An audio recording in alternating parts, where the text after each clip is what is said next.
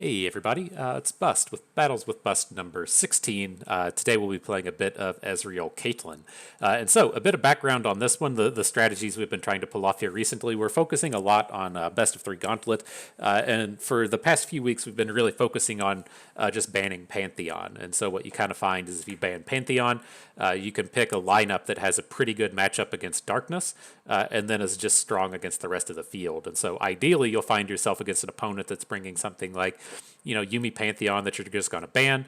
Then they'll have Darkness, and then you can just beat Darkness twice. That's kind of the general strategy. But kind of moving away from that, we run into some of the ideas. Well, what if we want to just ban Darkness? Right, that's the most common deck in the format for whatever reason. We can pick some decks that suffer against Darkness, and then we can just ban it and then try to set up our lineup from there. And so that's where this one has come from. In our previous video, we played Lulu Fizz Yordles in Arms. That has a pretty negative matchup against Darkness, but is good against the rest of the field. And that's where we find ourselves here with Ezreal Caitlyn. It has a pretty positive matchup against essentially every Gnar deck in the format. It tends to be about 55% win rate plus against all of the Gnar decks. Has about a 55% win rate against the various Pantheon decks. And then it still has a slightly above average win rate against all of the remaining unit-based aggro decks. So your likes of Scouts, the likes of Lurk, whatever. It tends to have, not spectacular matchups, but above 50-50. And so that's what we're looking at this for, is, kind of a best of three deck. And then in terms of gameplay, it functions pretty much just as a control deck. I like to kind of equate it to the Splinter Twin decks from Magic. Of course, it doesn't just have like the Splinter Twin instant win combo aspects to it, but it has a bunch of 2-for-1s. Right, all of our units essentially are a 2-for-1. At least every one of the units we're playing generates a card, and then our champions are pretty powerful in terms of card advantage as well. Ezreal generating Mystic Shots, Caitlyn generating Flashbang Traps, and then as we move into our removal suite, lots of these cards generate 2 as well, whether or not it's Static Shock, Whispered Words, or Tribeam Improbulator. Those are the all easy 2-for-1s, and then we have the likes of Ravenous Flock and Scorched Earth, getting extra bonuses just from, a block from a House Spider or a Flashbang Trap hit. But what I'm kind of meaning in terms of it'll play a bit like a Splinter Twin deck was you would always run into these draws to where you have the combo, but you can't really play it, or maybe you've just gotten, kind of aggressive with some Pester Mites. Your opponent's taken some damage from Shocklands, and then you can just burn your opponent out with Lightning Bolts and whatever flavor of damage-based removal you're playing. And so you do run into some similar draws with this. Maybe we get to lead with a Pharaoh's Financier on 2, and then on turn 3, we Arachnoid Sentry, our opponent's unit, get to attack with both. On turn 4, maybe we play another 2-drop and a burn spell, and that leaves us with a big open attack the next turn. It's very easy to chunk our opponent down to like 8 or 10, and then, realistically have like 6 damage coming out of Mystic Shots or something. And so a lot of those draws will turn up, maybe 15-20% of the time, but in general, these games, you're going to get some, chunk damage in with your units, but you're just trying to 2-for-1 over and over again, playing the control deck kind of thing, and you're following the strategy that we would describe in Expedition as don't lose until you win. And so that just meaning, be pretty liberal with protecting your life against most of the decks in the format. The longer the game goes on, the more power we're going to have. And so just, sacrifice some cards early to protect your health total and then look to crush later in the game. And then in terms of mulligans and gameplay, I tend to just mulligan for our cheap units. We want to be starting with Caitlyn's, Pharaoh's Financiers, and House Spiders, and then some of the cheaper removal, be it Mystic Shots or Thermogenic Beams. And so the removal I find to be kind of matchup dependent, but I do like to find the units in the early game.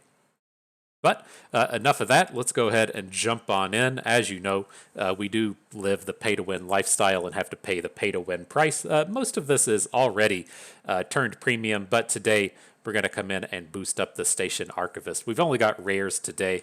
We're getting pretty close to just having that full premium collection. And the Archivist, sits on the board for a bit, lets our opponent see both the Archivist itself along with the generated fleeting card, and so pretty powerful in terms of the pay-to-win price. And so, good deal. So let's jump on in. And so yeah, you can see here we hit Masters yesterday as well. I didn't do it in the video that we posted, but I was feeling pretty good about Lulu Fizz and making a pretty good run, and so I stuck around for a couple hours after the fact and just went ahead and grinded ourselves the rest of the way there. And so, yeah, it wasn't that challenging. I thought it was pretty easy in terms of the deck itself. We pushed like a 70% win rate, had a lot of success with that Lulu Fizz, and so pretty happy with that there. But yeah, like we said, I don't like keeping these expensive or kind of variable requirement removals, if you will. Really looking for the Financiers, the Caitlyns, and the Beam. Pretty decent start against Trundle Gnar here. He doesn't have the concurrent timelines either, so always a positive for us. What do we want out of these? What is Hextech Anomaly? When you draw or create me in hand, it just transforms into a different 6 every turn. And so I could see that being somewhat useful, but I think I'm just going to go with the assembly workers here and get the units. It should be pretty easy to find a turn to where we can just punch it in. And here, I don't feel like we need to trade with the Financier. We're getting a Caitlyn on board here relatively soon, and so she can just attack through these things. Well, what have we here? Rip Caitlyn. Sad day. We are still lined up for the next turn to potentially get the Ezreal in with the Mystic Shot. And so we'll give it a go, see what happens. If he dies, it's not the end of the world, but would be cool to have him not die. But back to the Caitlyn plan.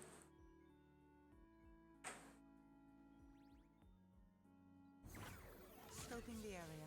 Boom it, girl. There's the concurrent timelines. Sure. Half considering dropping the Beam onto the Financier now, but we should be able to drop the assembly line this turn. What up, Trundle? Gonna need to get to burning. We can pretty safely take the Trundle hit here. I don't feel like we're really at risk of dying in any way, and I would prefer to have a decent burn spell to try and take him down with. Missed with the... I was going to say, that would have been pretty choice if we could have hit the Trundle with the Scorched Earth. It's not going to be a thing here, but pretty reasonable to just blow up some of his board, though. Like, if we Static Shock here, this looks good. We get to follow up with the Scorched Earth onto Trundle. He's going to get to play a unit, and that's fine. We should still be able to hit for 8 damage after whatever they play.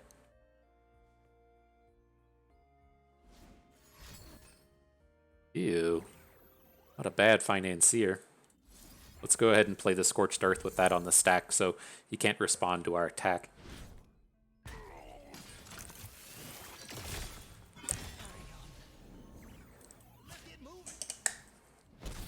So, a little unfortunate. Would have been nice to have dropped them to 9. That's where we're starting to get in the range of killing them reasonably easily. But didn't happen, and that's okay. What do we got? How big is this Improbulator? A 2? That's not particularly intimidating. 3 Trundles. So it's tough. We're kind of like out of the space of being able to drop the Archivist now and try and punch in that extra damage. Let's just go with Ezreal. We should have another good open next turn.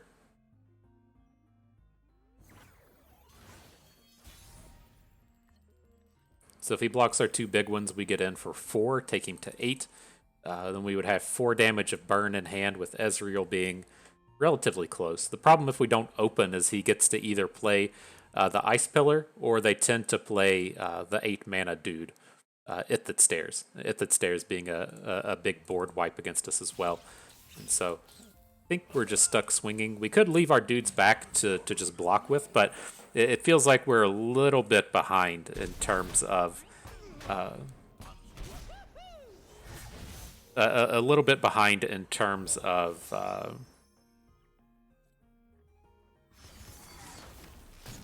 having enough burn to close out the game. There we go. I knew it would come to me.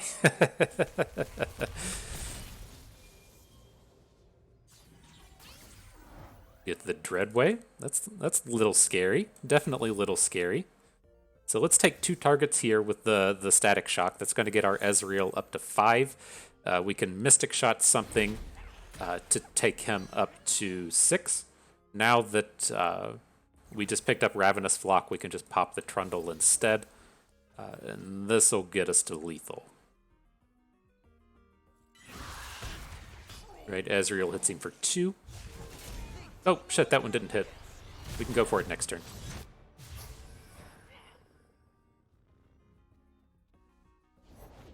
I guess we can Thermogenic Beam for 0.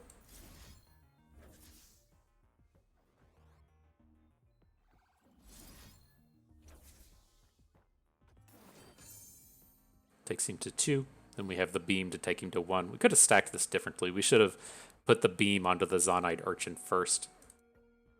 Shouldn't have removal spells for us, though, but I guess he could technically hit us with a Thermogenic Beam or an Aftershock that would be slightly problematic. Or he's like, her darts are buried in the ice. That would be unfortunate.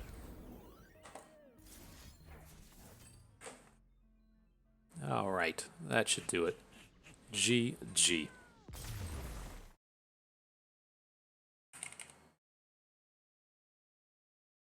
Get that record up there and updated. Looking good.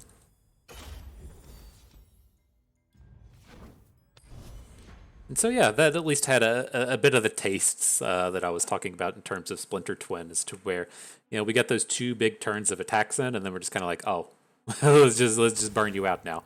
That'll feel kind of nice. What is this? Is that Anivia? Nar Anivia? Not used to the arcade skin.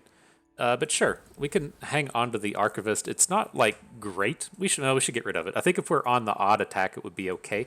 Like, if we want to bank on turn 1 and 2 and then play it on 3, but much better start here. Much better. This dude doing weird combo stuff. It's got Rekindlers and the Harrowing and the like. Sure. Not ultra familiar with what's happening here.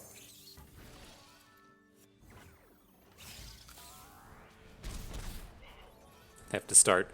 He's got some of the AoEs, right? He's playing both Avalanche and Blighted Ravine. Have to just be a little careful with our bros out here. Goes for the ramp. How tempting is it to play Ezreal, given that we can like start doing the Mystic Shots next turn, and he can survive like a Blighted Ravine? We should maybe hang on to him. That's a little scary. Go with the assembly workers again. All right. I could see them being good. We have the 6 mana to play it this turn, and so even if we run into like an Avalanche, we'll get in more damage this way than we would with the 5 damage on board. And then if his plays Blighted Ravine, we just boom real hard.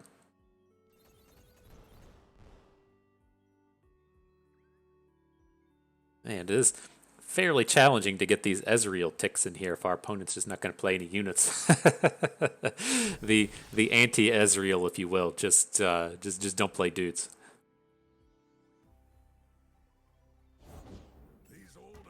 Okay.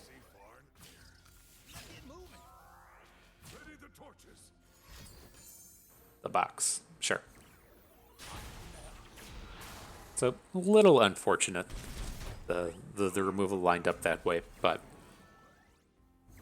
we'll get through it, I assure you.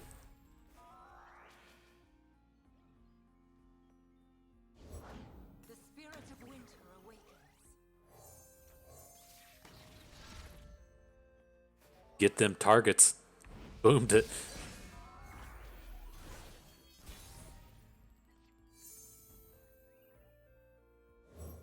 Okay. Let's see what old Ezreal can do here. I don't suspect this turn's going to go well, but he at least gets to start doing something.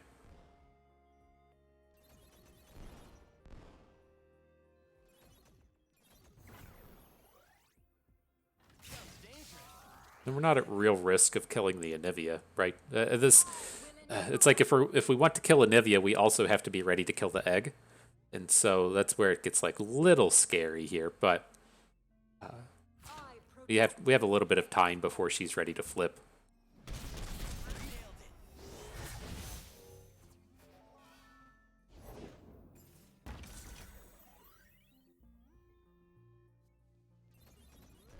So this is why we kind of wanted the Ezreal earlier. He survives the Blighted Ravine. Probulator's not quite enough. I think we can just go ahead and kill the Anivia. Then the Ravine should kill the egg. He has 3 mana in hand. I'm not sure if there's going to be like a gluttony that would make this be problematic or not, but... Oh, are we short? Shit. The mathematics are a little tough to do. This is still okay. It'll kill the Anivia. We can respond to a spell on the egg. Sure. Oh, the Rekindler. Oh, them's is the combos, huh? Okay. Let's see what you're doing.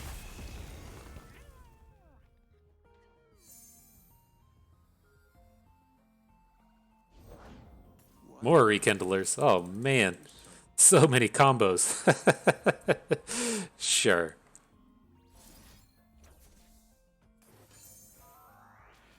And then they'll look to play the Ruination and bring more of this stuff back. I gotcha. I see what you're doing.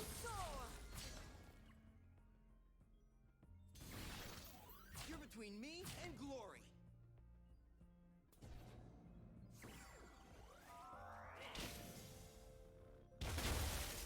So we do have a turn before this egg is able to flip. I don't think we need to kill it right now. Let's see. I think we're going to be a little bit short on the burn, though. We need this Captain Farron to just work.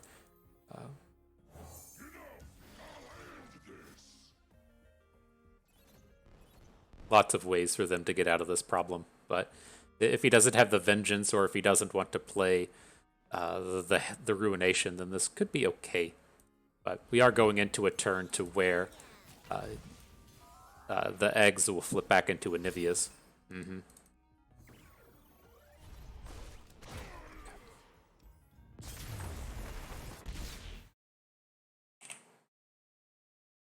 Just a little bit too slow for us. It's not like the Darkness matchup, but it's pretty similar in the way it plays out. They're just ending the game in a little bit different way. I would imagine that's not a very positive matchup for us.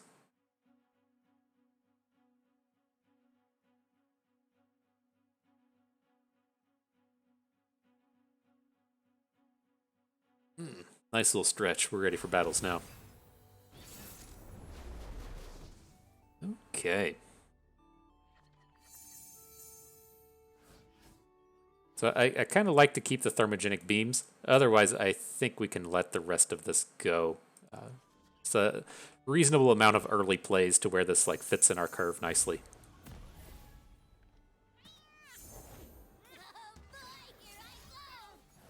Takes down that Fizz on turn 1.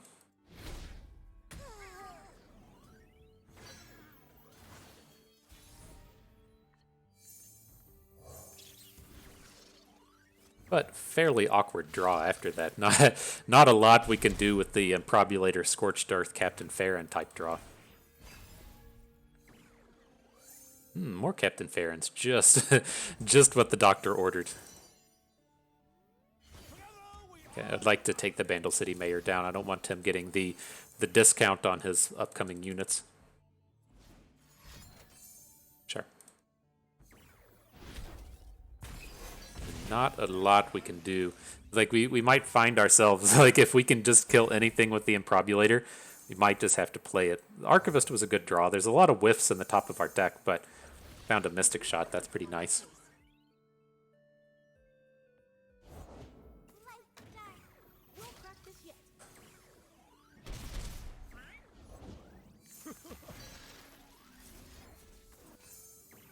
Okay, not super ideal. He can pop off with this Gleaming Lantern on board, but we don't have any way around it. We don't have any way to kill it.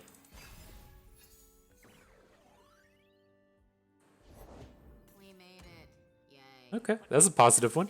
Not too excited about drawing the Improbulator, but Getting rid of that Captain Farron was kind of nice. Don't get rid of our second one, though. I still want the second one. The barrier seedling, sure.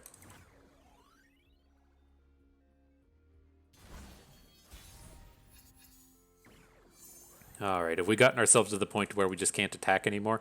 I would really like to get like a +1 improbulator down. Let's see what we can do. He just never blocks this, right? Then we can't play our Scorched Earth. Just kill me.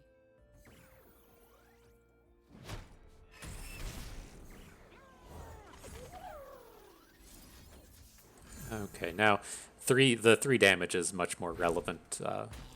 Kill off some of these bigger units.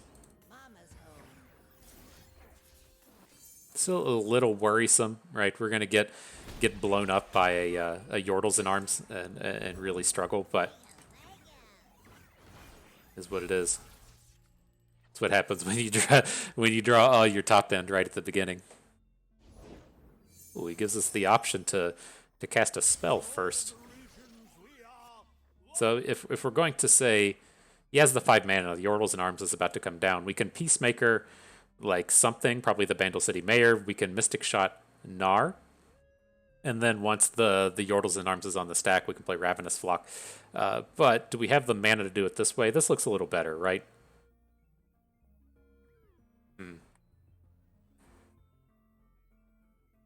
Does this work to where if we play this on Gnar, we play the Peacemaker down here, and we still get the kill? Okay.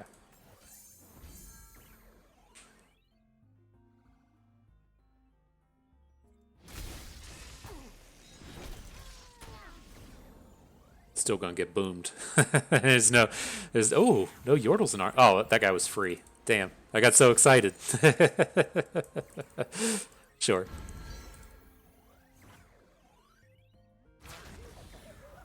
All right, so I'm not super interested in the Architect. He can block the biggest one. Still getting lethaled. Drops us to 2. All right, we'll just block everything. We were going to have to get like a little bit lucky with this Captain Farron anyways. So I can't imagine that we like get to play the Captain Farron attack and then opponent doesn't do anything. But, you know, it makes him like try and open kill us. This'll be enough. He has to put the lantern in front. Oh. Well then. No! God. Damn it. Thought we were gonna boom it. So close. So close. Okay, did a -2.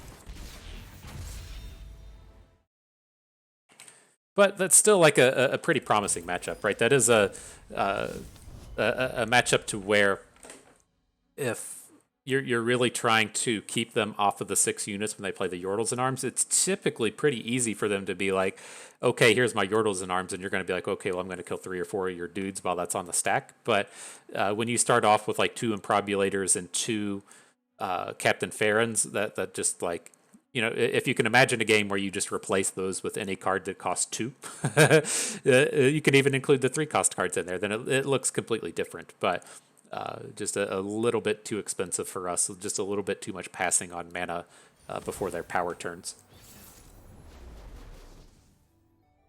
Okay, I've been seeing like more and more Jarvan Shen turn up. I'm not really sure why, but people like it for some reason. Here, I'm okay to hang on to the Ravenous Flock. We should be getting this Caitlyn going on 3, and we can probably find a target for it. If we were on the even attacks, I would have mulliganed it away.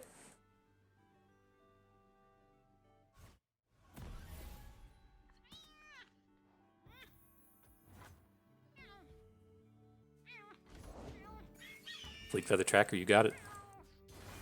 Get them challenges in. We'll just pass here. We'll see what he does. Like, if he attacks, it's fine. Drops in a Broadwing. It's like, we can probably take this and be fairly safe. Play the Financier after combat, and then we also have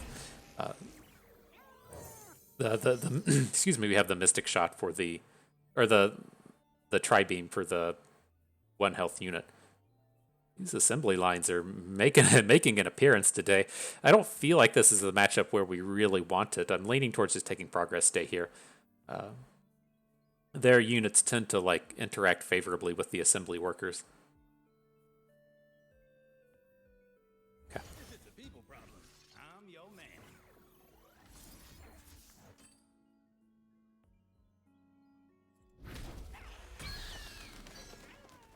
Your dude is dead.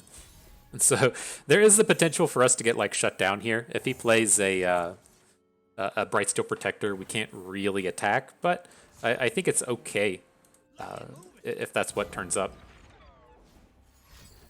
Sharp sight, okay. You fought hard and valiantly, Caitlyn. But I was good with this attack with the Financier as well, in terms of shrinking the Broadwing. The eye of twilight sees all.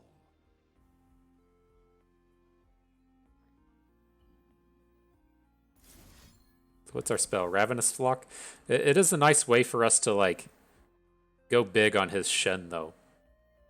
Yeah, we should probably just Flock. It's a valid target.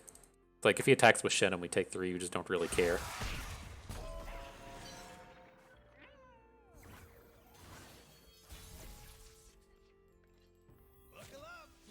Buckle up. Here they come. Oof. And then the Peacemaker in our hand is actually a Caitlyn. I would prefer to have our Caitlyn running around. Decent chance that he spews off a bunch of spells here as well. But I don't want to feel like we have to get super invested in this attack. But this is okay so far. We'll stop here. And then if... Well, that's tough. It is nice to get this thing off the board. Okay.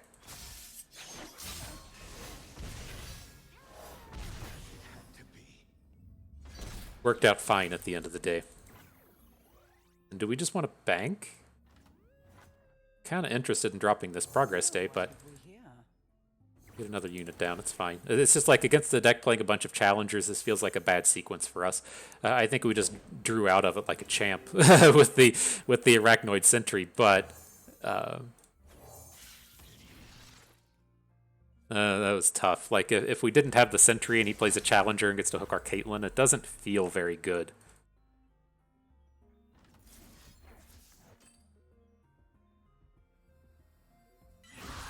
Okay, we'll go ahead and put the damage on it. If we high roll a flashbang, that would be cool. And this protects our board a little bit. Look at that, like a pro, like a pro. 1 damage and Probulator is not very appealing. None of these cards are particularly good here. We'll take the beam. Just if he's like Herder, here's a giant unit. We have a way to take it down. This isn't the worst. I was thinking this would be a turn where we just kind of like ignored the beam and played a progress day. But this looks like it's going okay. We're going to lose our Caitlyn and bash for 8. Ooh, the 1-drop. Ooh, that's a sassy one. I'd prefer to be getting all of these in, but this is okay. His board is pretty booty at this point. We're not getting threatened. Like, if he has a Jarvan here, that would be kind of shitty. But the option for Progress Day is pretty big.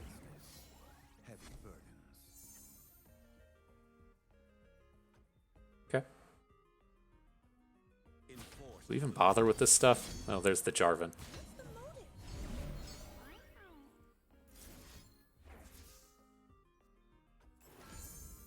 Like we miss out on a couple of points of damage playing the Scorched Earth here. I was hoping we were going to be able to go into the next turn, like just take this damage and then play Ezreal and get to chunk in the extra points of damage, but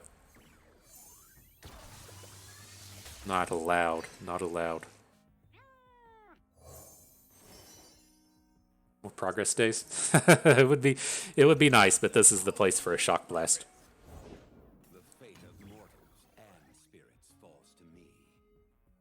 Do we send the Shock Blast to face, though? I guess that's a valid question. Or do we put it on Shen? It's another valid question. It's like we're pretty close to lethal, but I would like to just take care of this board.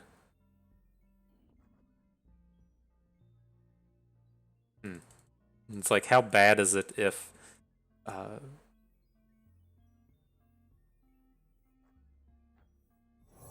how bad is it if he has like a barrier or a heal or something to get through this? I think we just need to get Ezreal down. I don't think we're like super worried about getting killed right here. If he has like a Cataclysm, that would be sucky. Concerted Strike kind of sucks. But I thought that was okay.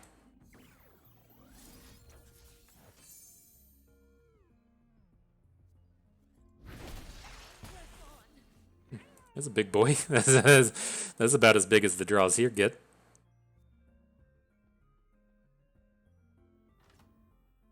I've been waiting for this. I think this is safe. Try to get him to block with the Shen.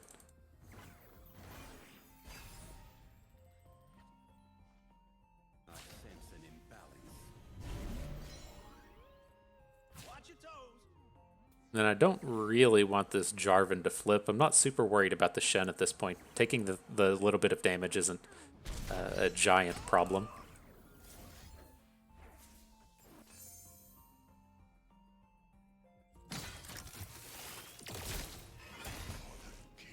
So the thing that would be a problem now is if he has the Golden Aegis and then also has a Jarvan in hand. Have a little bit of a problem if that's a thing. But otherwise, this is okay. Looks like we're about to get Jarvaned. So I'm going to put the Dragon's Protection on our little bro. So if he does come in and attack with Jarvan, we at least have the unit survive for this turn. Nope. Okay. That did not feel like a very positive Golden Aegis.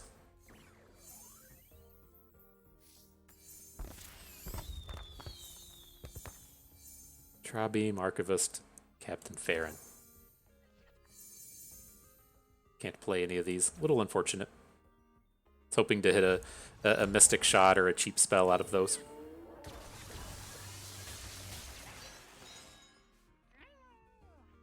Buckle up. Ready for the fight. Is this ever good? I don't... Well... Yeah.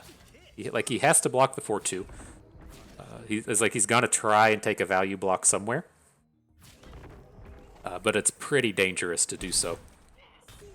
Now we can try and beam off the Shen. We swim within the flows of magic. I don't think we even care about the Shen. We can Scorched Earth him next turn if that's what it comes down to.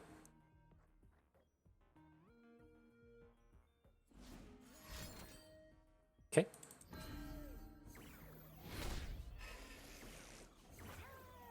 Alright. Maybe we'll find that Mystic Shot one day. Maybe.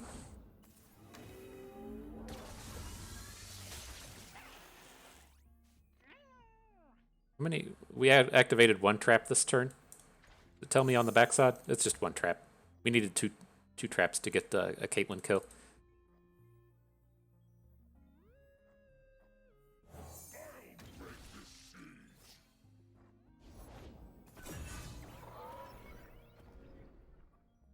So he's down to 4 mana. The card that we have to worry about this turn is Golden Aegis. And so it makes me want to like Scorched Earth the River Shaper. Let's see how this combat plays out. Puts the barrier on the Shaper as well. I hate traffic. I mean, Come on. I think this is okay. Like hitting the Shen like this, because the idea now is that since he has 4 mana, if he plays a combat trick to protect the River Shaper, then he can't play a Golden Aegis. So we'll probably get the kill on it, and then he can't lethal us this turn now if he wants to play the Aegis, and so we should be cool just to kill with the Decimate.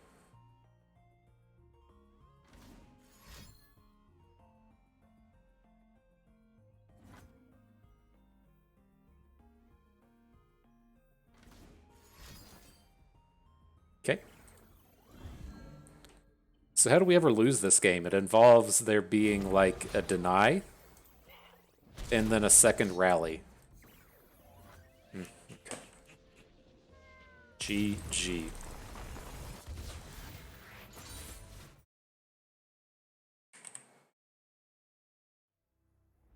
But I've been seeing a lot of this Shen Jarvan turning up. I don't know. I guess people like it for some reason. It's they have a good time with it. It's something that isn't Gnar.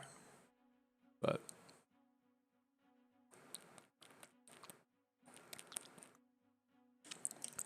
I feel bad for my dude Shen. We tried to play a Shen expedition a little bit ago. I've always talked about Shen in terms of him just being like a couple cards away from being relevant, and those cards just like never turned up. It's like our boy Yasuo got some of those cards to turn up, but Shen didn't have it happen. All right, and up against Lee Sin Zoe here. I definitely want the Thermogenic Beam. We can get rid of the Ezreal and the Ravenous Flock, though. I think I'll keep the Mystic Shot just in case something goes wrong on the initial kind of like Zoe turn. Not like super excited about the picking up the Sentry here. Prefer to kind of save them for Lee Sin, but this is okay. He's not going to do anything. We might could just tempo him out. Hell yeah, Captain Farron. Just what we needed.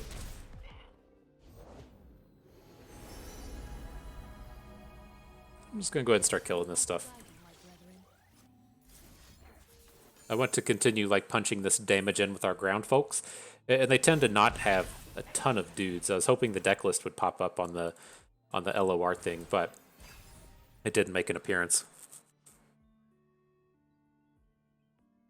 If he plays a dude, we have to do like the Sentry plus the Flock now. We have to get on board and get to attacking.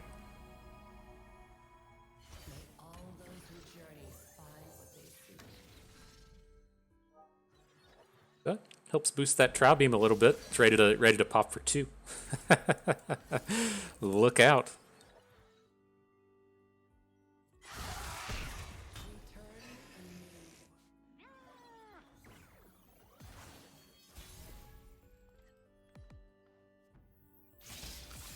All right, get him for 6. Not a bad Whispered Words turn. I don't suspect we're gonna like be playing removals, and so if we get to Whispered Words in bank 3, that's pretty fantastic. The thing we have to kind of like be on the lookout for is answering his Lee Sin with the Scorched Earth. So kind of need a card to help that along.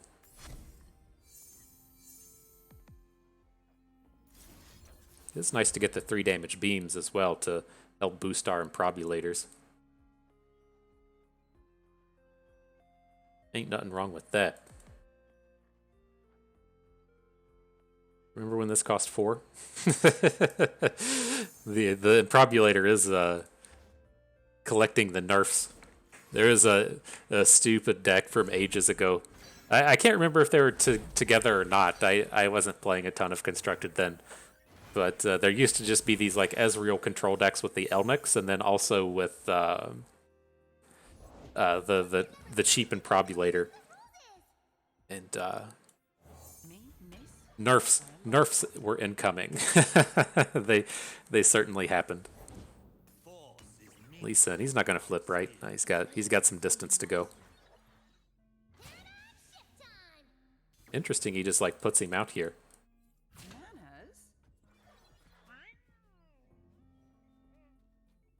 But here, I'm not like super interested in this Caitlyn, but I am pretty interested in these flashbangs popping off when we have 2 Scorched Earths in hand, and then our opponent having Lee Sin on the board and Zoe with 1 health. So it's a little sad day to lose Caitlyn here, but I think this is fine.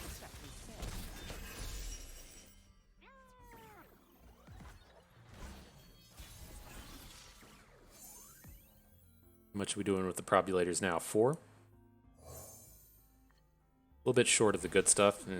Not interested in the beam. That was pretty painful, only having the 1 card.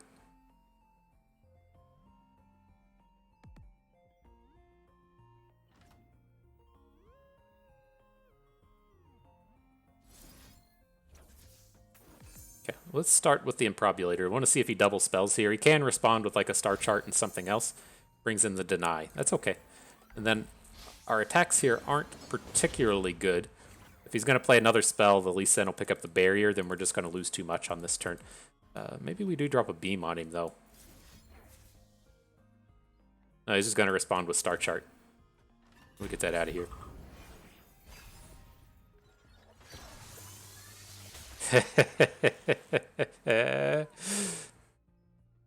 As the saying goes, sometimes it's better lucky than good. Now, it's not guaranteed to just take down the Lee Sin, right? They do play a bunch of like Nopify type cards, and so we may have to deal with some of that. But it's always a great start to just go ahead and get that point of damage down on him. Here I'm looking towards the True Shot Barrage, getting a big clear on his board. I fight with my spirit, not my fists.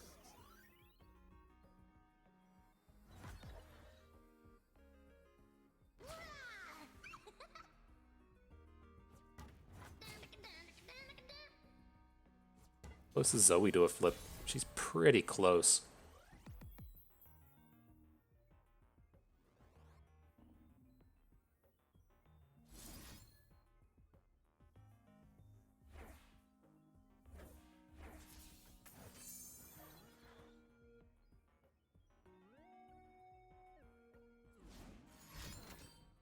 Sure. Is he gonna get the flip? That's kind of brutal if he does. I don't care about the Lee Sin flipping, but if this Zoe needed 3 spells, and so he should have 1 Star Chart. He played a Spell Thief, Star Chart, and then yeah, he's gonna get like a Mystic Shot or something off of the F.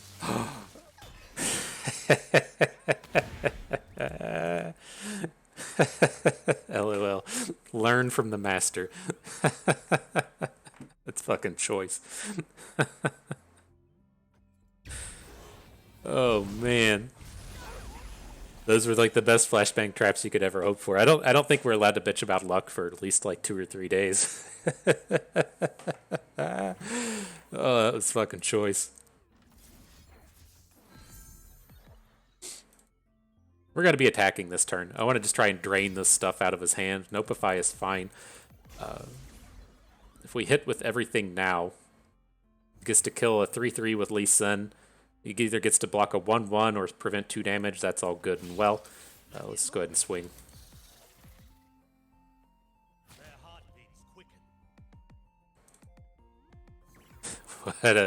What a flashbang trap. That was awesome.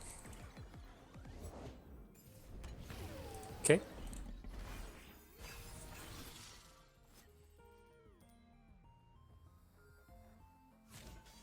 My lands need me.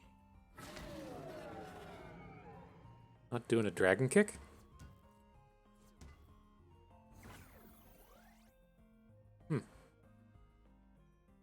Okay. That was odd. So here, I want to be able to like chain off some spells with this Lee Sin, or with this this Ezreal, right? So I'm going to play the Archivist, look for like a Mystic Shot or something. Perfect. Now we can play Ezreal, have spells to put on the stack, and we should be in pretty good shape. I'm so good, I surprise myself. Time for a true display of skill.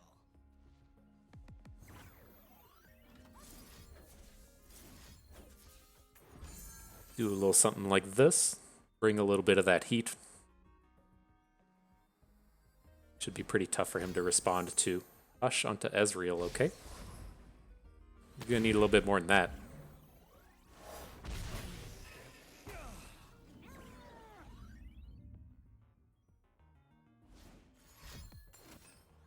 Concussive Palm.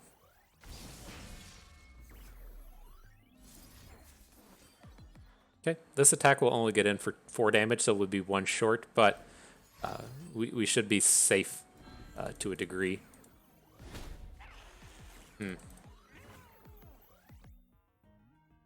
Well, I'm definitely attacking with the Arachnoid Sentry. These other attacks aren't that great. You cannot win.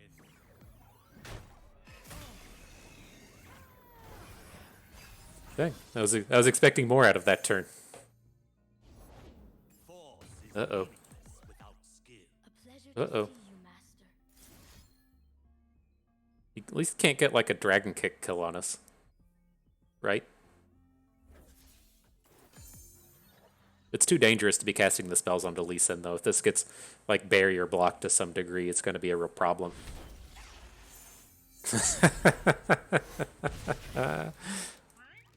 LOL. What a game. Learning from the master.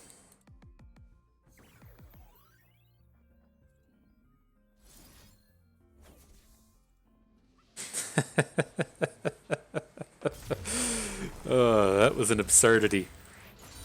Well done, us. Good job, team. Okay.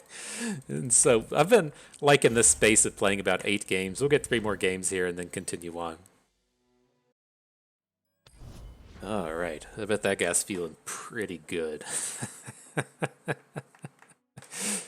I'll have to remember this. I'll have to remember this. Next time we're playing and bitching about luck, I'm going to have to remember this game and say that it goes both ways every once in a while.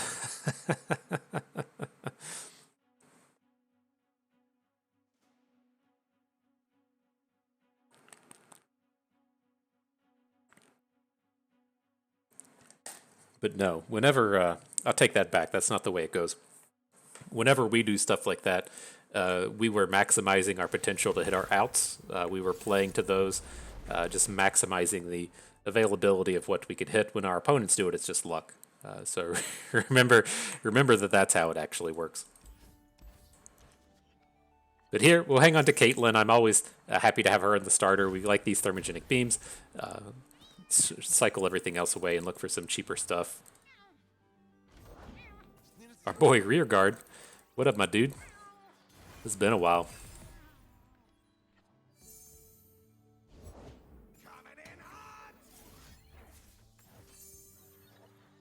Alright, well.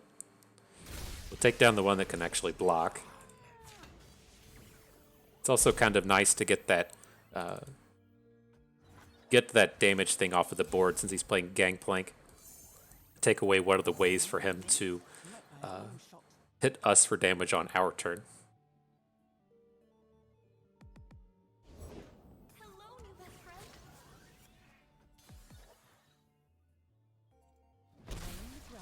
All right, not expecting the same level of amazingness out of our flashbang traps this time, but one can dream.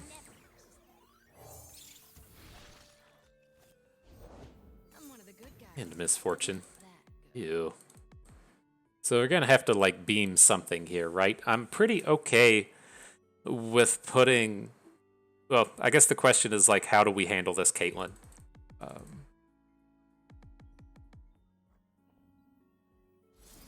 think this is like looking like our best beam is if we hit one of these 1/2 things, it's going to deal 2 damage. I don't suspect we're going to have to worry too much about spell slays. The deck tracker says they play Make It Rains, whatever. The question we have here is, do we want to take the extra damage from Misfortune?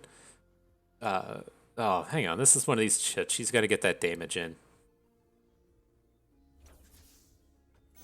So the Spiderling block isn't going to do anything. We have to make a pretty bad block with Caitlyn if we want her to try and survive this. I mean, we can put like Caitlyn in front of the 1/2, put the Spiderling in front of Misfortune, put the House Spider in front of the Rearguard, and then we're only taking 3, and then we can try and answer Misfortune next turn. I think that's okay. We fall to 11. Okay. Now we can look to Arachnoid Sentry plus Ravenous Flock onto the Misfortune.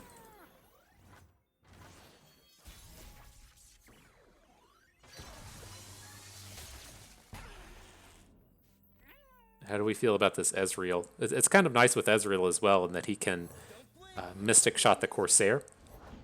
And now that we're out here draining some board, we might get some usage out of it.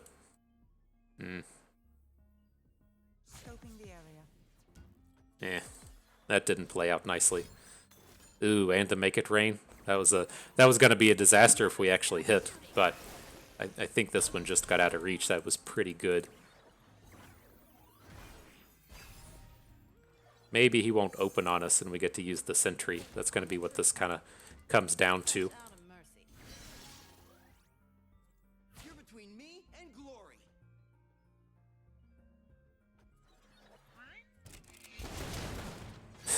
Frowns. Frowns all around.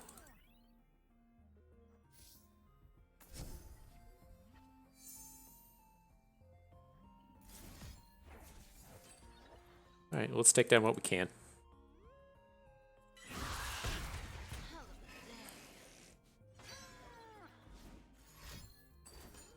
Uh-oh. That's never good. That's never good.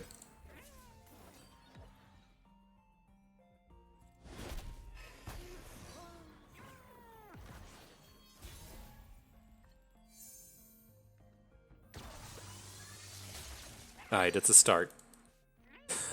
our victory is coming back. I believe in us. Alright. Fine, dude.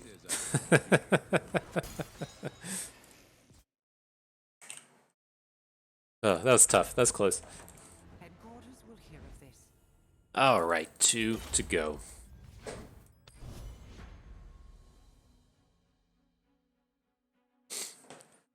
Yeah, that's a little tough. I've been seeing a lot more Twisted Fate pop up as well. I don't know if it's just like it's tough for me to tell like how much you like follow in the community as to, well, it's like, oh well, like Mogwai posted a deck, here you go. There's a lot of people playing it now. Or if one of the Mastering Runeterra people posted something, and that's why we're seeing this kind of upsurge of Shin Jarvan, and I saw a lot of Twisted Fate jumping up and through Diamond, and so I think we maybe played against him once in the video yesterday, and then once or twice played against it after the fact. And I can't tell if it's just like actually a good deck, because what I would always run into with Hearthstone was like the information was typically like a week or two old, right? When I was playing a ton of High Legend Wild, and the stuff that we would see at High Legend Wild wouldn't trickle down to the mainstream for usually at least a week, maybe two. And I'm curious about how much of that is actually happening here. I'm not familiar enough with the land of playing in Masters and the new decks as to what is expected, or if these are things we're going to be seeing on the meta report next week, or what the deal is.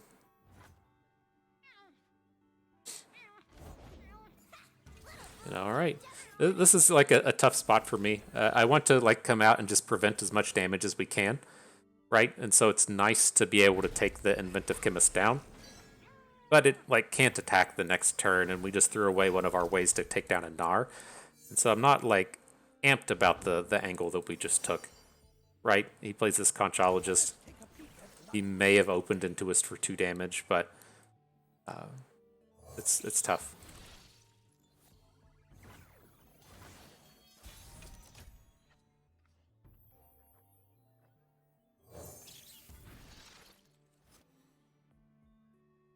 Imagine we'll just be attacking with our 2/2s here, but we'll see what they do. A little trinket trade. Maybe we'll play some of those Moonfolk or whatever they're called. Maybe. Easy does it. Persistence is key. All right. The 4 damage has been dealt.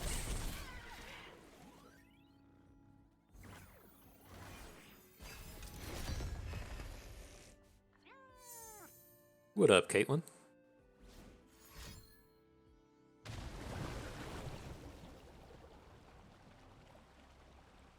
Who's going to cost 4 mana today? I was going to say, I'd imagine they'll take the Mystic Shot off of that option, but... Me miss? Not by a long shot. Deep breath now. It's a tempting block with Caitlyn. Swain Gnar. Well, let's be real. If we block with Caitlyn, she's going to get hit with a Death's Hand, or she's going to get hit with a Ravenous Flock. So it looks like she's about to do it either way, but at least has to take 2 cards in the process.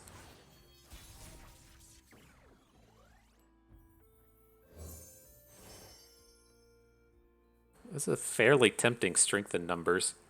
Like, they don't have the deck list on the tracker. I'm gonna say like I'm trying to think of what weapons of the lost kills that isn't Gnar. Like it doesn't kill Swain.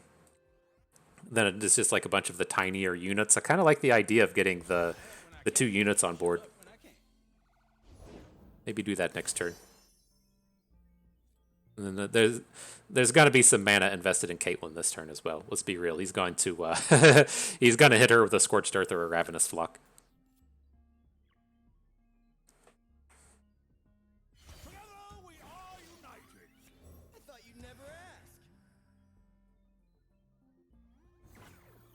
And then in adding Ezreal to the board, he's like 100% going to block with the Mayor, right? Because he's afraid the Mystic Shot's just going to come in anyways.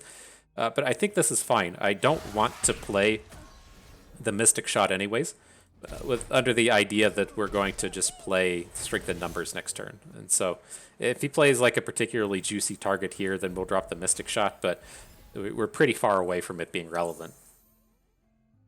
Ezreal down here with his 1 target. You need a little bit more, my dude. You need some more.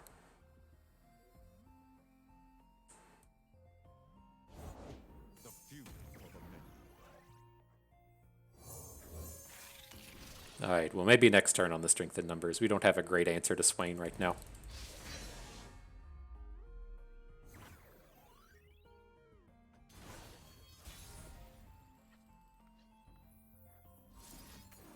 I like it.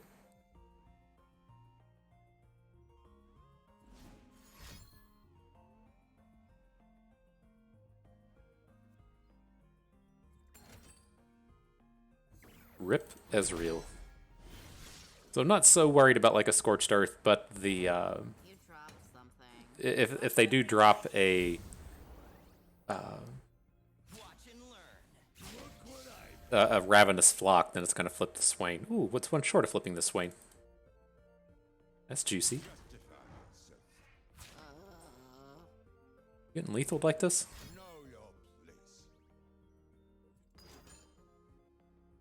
Taking 5, falling to 8. Okay.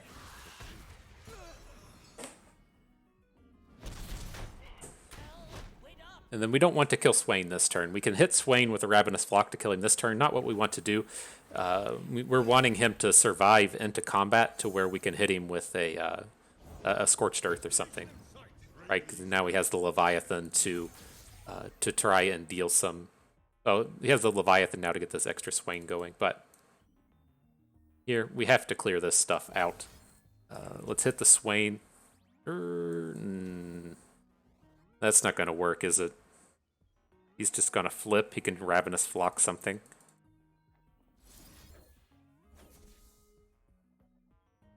We have the mana for all of this, though, right? We can Ravenous Flock, Swain, Scorched Earth, the Leviathan. Okay. So he's going to get some kind of, like, double damage in, but shouldn't be enough.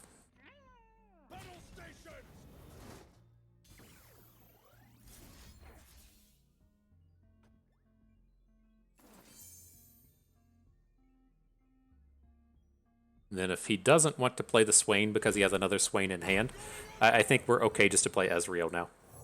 Right, he can throw away his Swain to Scorched Earth, the Legion Marauder, but we have a really good open at this point.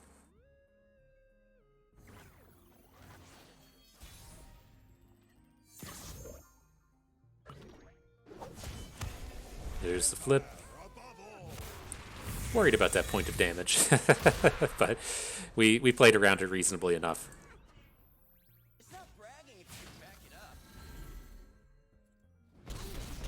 All right. Game 7 in the books. GG us. Oh, only got to 4 wins, not 7 wins. All right. Let's get one more in here.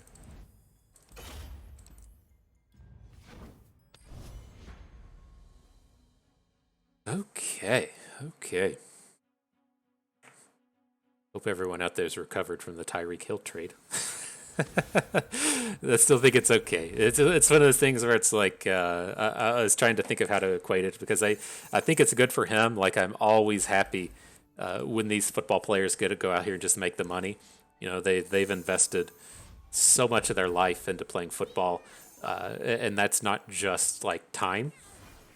It's not just a matter of them, you know, like going here. I think we take Progress Day against Zoe Lisa, and I'm not really hype about True Shot Barrage, but no, it's like you invest all the time, all the practice, all the energy, and then you have to risk your body between all of the injuries and concussions and people hurting you and stuff, and being an old fuck. I can already attribute lots of pain happening to my body, and I played football for one practice, and I was like, I'm not really into people hitting me, and I was done, and so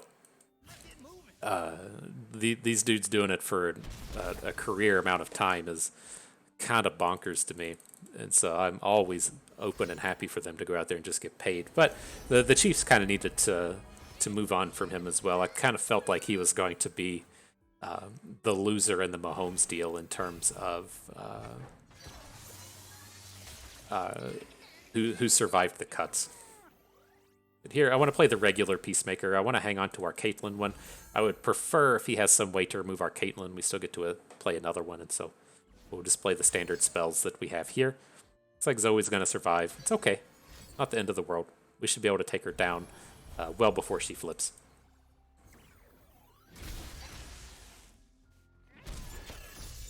But no, I was kind of like trying to equate it. It was like you kind of like had those friends in college that you were, good buddies with, but you were pretty sure you were just never going to see them again. It was like the dudes that you would talk to in class, but you never like hung out with or went to parties with or anything, and you weren't on like bad terms, and you didn't wish ill upon them, but you just kind of knew you were never going to see him again. That's what it kind of feels like. You'll see him, wave at him, wish them well on the Facebook, but anyways, back to the action here. Caitlyn is going to get boomed by the Wounded White Flame. That's okay. We're taking him to 10 in the process. How much damages can we spew out? Not enough with the Improbulator. It's like I want this Caitlyn to be able to be replayed, but this is pretty bad if he has another way to survive this Zoe, and so I'm going to go ahead and just Peacemaker onto the Zoe. He can heal out of this, right? If they're playing the oh, we got the deck thing pulled up. Doesn't look like they play. Oh, they do play heal. The Guiding Touch would have been the bad one, but this gets us around everything else.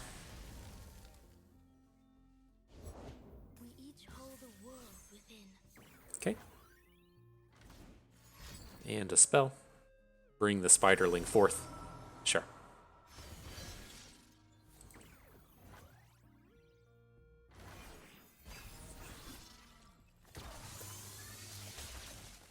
Nice. I swear the flashbangs aren't random. It's just the ones that are going to be the best at that point in time.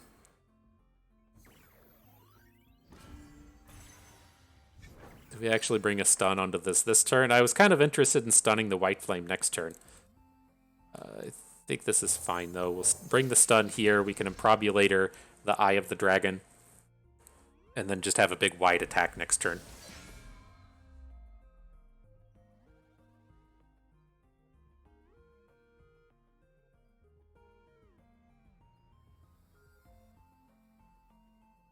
Looks good. Looks good.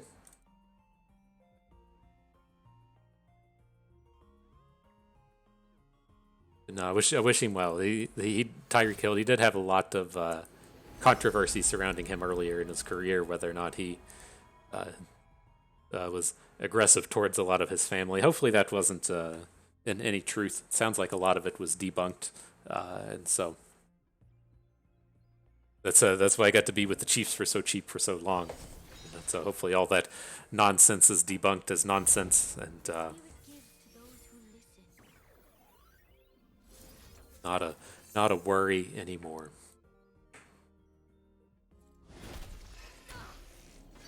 Interesting in the scout. I don't think we'll be scouting here, but like if we just open, he's going to have 3 units. We're just going to chunk in for 3 damage. That doesn't seem very good. I do like that we have the Static Shock. being able to static shock the Dragonling is nice. Maybe we just pop it in combat, right? Because he's not going to want to block with this 1/3. If he blocks with this 1/3, he's going to put it in front of like House Spider. And so I was going to say maybe we get the 1 damage on the Dragonling. We can get a static shock onto the Eye of the Dragon. Doesn't look like that'll be necessary. Let's go for the double target though. This will flip our Ezreal.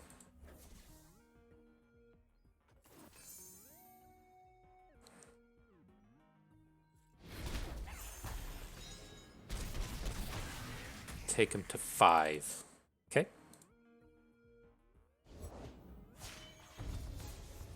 He should still have the Zenith Blade in hand, right?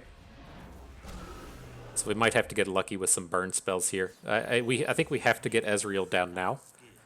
He is at risk of a quick attack challenge or a Lee Sin challenge that'll kill him. But we might get a lucky progress day if that's the way things go, or if he doesn't open and we get to play the Archivist first. That would be pretty big. So yeah, here he's at 10 with Lee Sin plus whatever the White Flame overwhelms for.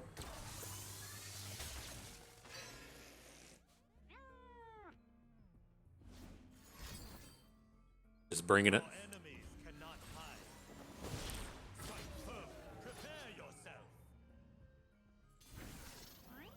Lethal to -1. Alright, well, it's got to be a progress day. Squeeze them cheeks, everybody.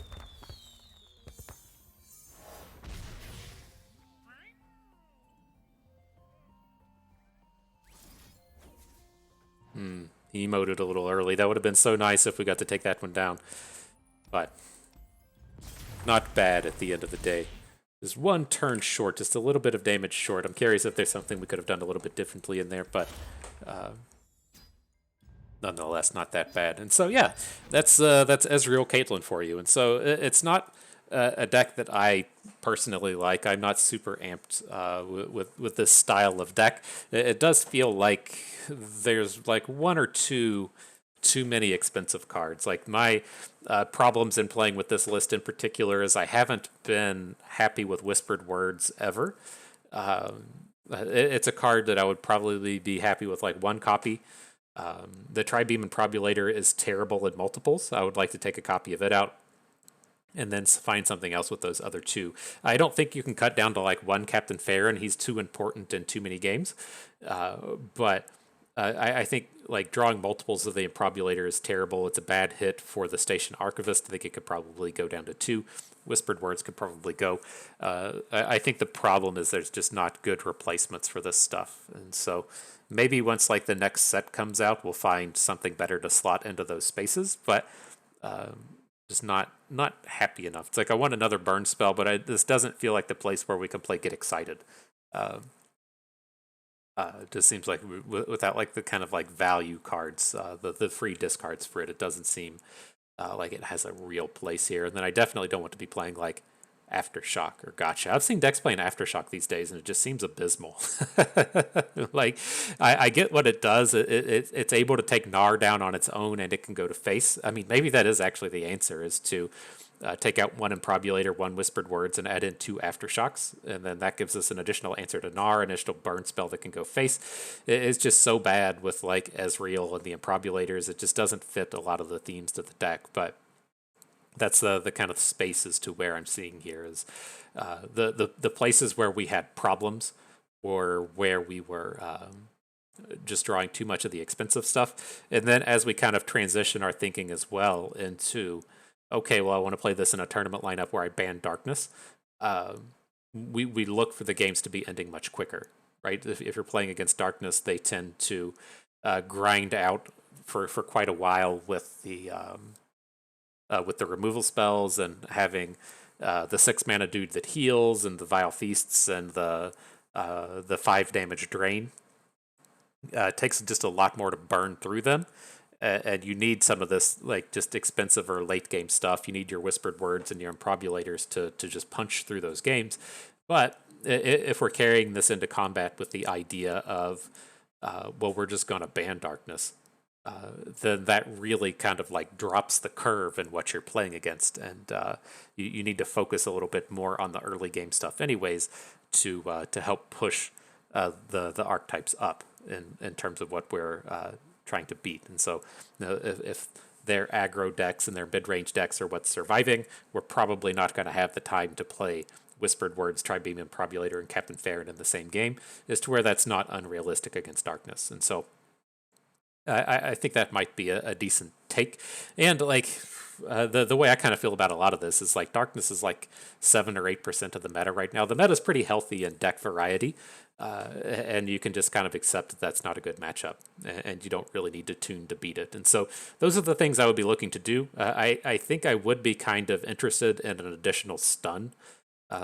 But when it comes to stuns, you're kind of limited these days to Arachnoid Sentry, right? I don't want to be playing like Guile. I don't want to play Thorn of the Rose to generate Guiles. I don't want to play that stuff. The good ones remaining would be like in Bandle City and Ionia, and so we just don't have access to them. But that's what feels like would be good here, especially if we're out here trying to beat like Pantheon, right? If we're not letting Pantheon through in the lineups, then having those stuns is quite interesting and powerful. And so we'll keep that in mind as the future goes. I think realistically, for those of you that follow me daily, we'll just have to shelf this deck for a while. My intent for the next few days is to do a Gauntlet video tomorrow.